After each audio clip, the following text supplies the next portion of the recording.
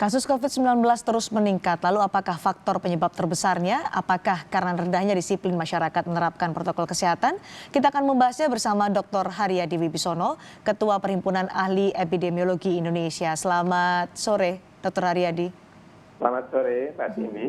Sudah ada lebih dari 100.000 kasus positif COVID-19 di Indonesia. Apakah ini penyebabnya karena rendahnya masyarakat disiplin menerapkan protokol kesehatan atau testing yang masif dilakukan oleh pemerintah? Ya, menurut saya dua-duanya berkontribusi. Pertama adalah kemampuan untuk menemukan kasus melalui peningkatan kemampuan memeriksa, maka akan ketemu lebih banyak. Nah, jadi yang tadinya tidak ketemu, sekarang menjadi ketemu. Jadi kemampuan lab ini yang memberikan data bahwa ternyata kasusnya banyak. Lalu, kenapa kasusnya banyak? Nah, karena memang masyarakat barangkali belum sadar upaya bagaimana menghindarkan diri. Jadi selama ini barangkali memang kasus itu ada, cuman tidak terdeteksi karena kemampuan lab yang masih kurang. Dengan kemampuan yang meningkat, ketemu mereka.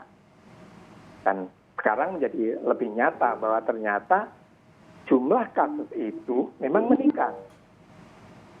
Nah, kenapa meningkat? Karena memang masih terjadi penularan antar publik. Kalau menurut studi yang dilakukan oleh Pak Haryadi dan mungkin kolega, sebenarnya serendah apa kesadaran masyarakat Indonesia terkait dengan penerapan protokol kesehatan yang dianjurkan oleh pemerintah? Ya, saya tidak bisa memberikan gambaran secara kuantitatif.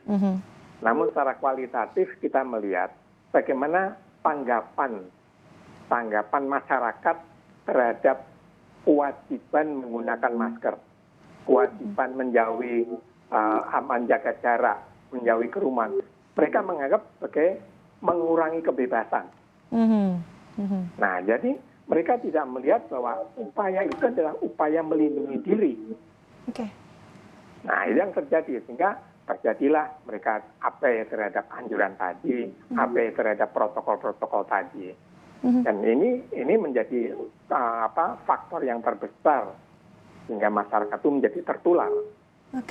Apakah pengabaian protokol kesehatan ini dipicu karena masyarakat menilai bahwa virus corona atau COVID-19 ini tidak berbahaya, Pak Haryadi? Ya, memang kita lihat bahwa sebagian masyarakat itu tidak mendapatkan masukan yang akurat mengenai bagaimana bahayanya virus corona itu. Ditambah dengan memang beberapa informasi yang beredar di media sosial itu sering justru mengabaikan atau memberikan informasi-informasi yang tidak akurat. Nah, ini menjadi menurut saya peranan media resmi itu menjadi penting sekali untuk menyadarkan bahwa peperangan belum selesai. Di sekitar kita itu masih banyak virus. Dan orang tidak bergejala itu berpotensi untuk menjadi sumber penularan.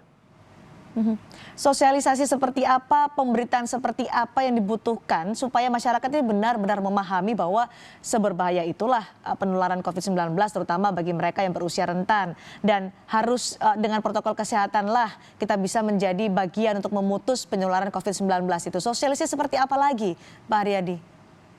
Ya, menurut saya memang ini ada suatu proses. Kita melihat ada beberapa strata masyarakat. Mulai dari yang kurang berpendidikan, yang menengah, dan yang atas. Di samping itu ada tokoh-tokoh masyarakat yang menjadi panutan. Nah, tokoh-tokoh masyarakat inilah yang harus selalu diajak, diyakinkan peranan mereka. Karena mereka mengatakan A, pengikutnya akan mengikuti semua A. Tapi kalau yang bersangkutan itu yang seharusnya mengatakan A, dia mengatakan B, maka semua pengikutnya akan mengatakan B semua. Jadi tokoh masyarakat itu menjadi unsur penting. Yang kedua, pemerintah memang perlu meyakinkan bahwa bukan unsur kewajibannya, bukan unsur peraturannya, tapi meyakinkan bahwa pemanfaatan dari upaya tadi adalah untuk diri mereka sendiri. Jadi bukan taat pada peraturan, tapi sadar manfaatnya. Baik. Ini kan razia masker sudah kerap dilakukan di beberapa daerah untuk meningkatkan kepatuhan masyarakat pada protokol kesehatan menjadi bagian dari pemutusan mata rantai penularan COVID-19. Anda melihat apakah efektif dengan razia masker dan penegakan hukum ini yang dilakukan oleh pemerintah, Pak Aryadi? Saya kira itu salah satu upaya yang bisa dilakukan oleh pemerintah. Namun kita bisa melihat juga perilaku masyarakat terhadap peraturan. Saya ambil contoh orang kewajiban menggunakan helm pada waktu naik motor. Ya kan? Mereka melihatnya sebagai aturan. Nah, kalau itu aturan, mereka mencari bagaimana celah supaya tidak mengikuti aturan. Mereka tidak melihat bahwa helm itu adalah untuk melindungi kepala. Sama dengan masker. Selama masker itu ditangkap sebagai aturan yang harus dipatuhi, maka mereka cari celah untuk tidak mematuhi aturan itu. Jadi penegakan secara hukum memang menurut saya penting. Tetapi lebih penting lagi menyadarkan apa sih manfaat protokol kesehatan itu untuk yang bersangkutan. Komunikasi bahwa masker adalah kebutuhan itu yang harus dilakukan, ya, digencarkan, ya, Pak Dadi. Kita melihat masih ada banyak klaster-klaster baru justru yang muncul di masyarakat di sejumlah wilayah. Tadi pada informasi sebelumnya Pak Dadi menyebutkan bahwa itu karena rendahnya kesadaran masyarakat untuk patuh pada protokol kesehatan. Kita masih melihat ada potensi-potensi klaster jika kalau melihat dengan kesadaran yang cukup rendah. Apakah dari epidemiolog melihat ini akan justru lama sekali Indonesia membutuhkan waktu untuk bisa lepas atau COVID-19 ini selesai di Indonesia? Ya, pertama kita melihat klaster itu. Kita tidak boleh beranggapan bahwa klaster itu terjadinya adalah dalam kelompok itu. Saya ambil contoh klaster di kantor.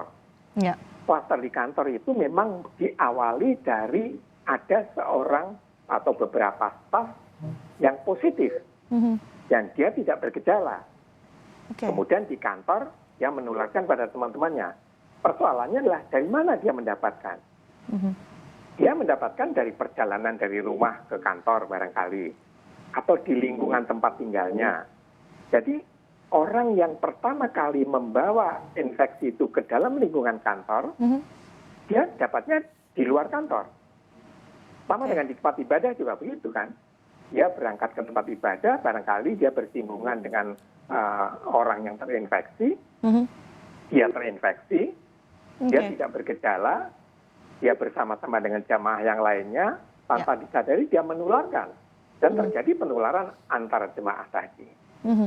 Salah satu caranya adalah dengan patuh pada protokol kesehatan, melihat bahwa kita berpotensi untuk menularkan COVID-19 kepada orang lain, itu ya Pak Aryadi? Betul sekali.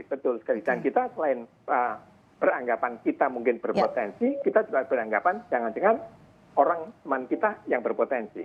Baik, klaster ini bermunculan dari klaster rumah ibadah, kemudian juga klaster perkantoran, karena kita memasuki adaptasi kebiasaan baru yang kemudian membuka sektor-sektor ekonomi dan juga bisnis. Apakah dengan adanya klaster baru ini harus menjadi pertimbangan PSBB perlu dilakukan kembali, Pak Aryadi? Ya, itu tergantung pada keputusan pemerintah, karena pemerintah pasti punya beberapa pertimbangan. Salah satu pertimbangan ekonomi. Ya, jadi kalau dari aspek kesehatan saja, memang kita bisa melihat PSBB itu sebagai kalau dari pandangan epidemiolog, apakah ini perlu dilakukan PSBB kembali? Kalau saya bisa mengatakan yang penting bagaimana kita memastikan terjadinya physical distancing. Nah, physical distancing itu bisa melalui tetap tinggal di rumah atau menerapkan protokol kesehatan dengan ketat. Atau kalau perlu dengan sanksi, yang penting tujuannya adalah terjadinya physical distancing secara benar. Apa saran dari epidemiolog kalau kita sesaat lagi kan akan mendekati atau menjelang Hari Raya Idul Adha, pemerintah sudah meminta untuk dilakukan sesuai dengan protokol kesehatan, mengurangi kerumunan pada saat prosesi penyembelihan hewan kurban dan juga distribusinya. Kami ingin mendengar perspektif dari epidemiolog soal ini, Pak Aryadi. Ya, kembali pada sikap yang bersangkutan. Katakanlah sikap saya, kalau saya besok akan menghadiri sholat Id, maka saya akan menempatkan diri saya pada posisi yang paling aman.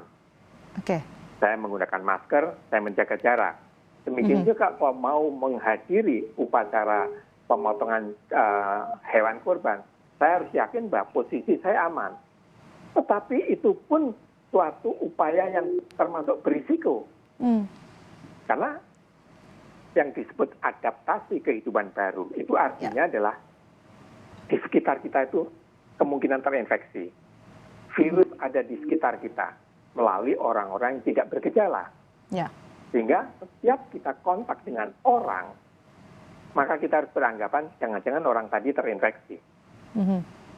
Sehingga setiap kita kontak dengan orang, kemungkinan kita akan terinfeksi. Untuk itu saya harus menjaga jarak. Saya harus terlindung dengan masker. Lebih bagus kalau saya tidak ketemu dengan mereka. Baik, virus ada di mana-mana dan itu sangat berpotensi bisa menularkan kita, karena itu butuh untuk proteksi diri sendiri, salah satunya dengan cara mematuhi protokol kesehatan, menjaga jarak dan menggunakan masker. Terima kasih Dr. Haryadi Wibisono telah bergabung bersama kami dan berbagi informasi terkait COVID-19 di Kompas Petang. Terima kasih Mbak Cindy. Selamat sore semua. Selamat sore.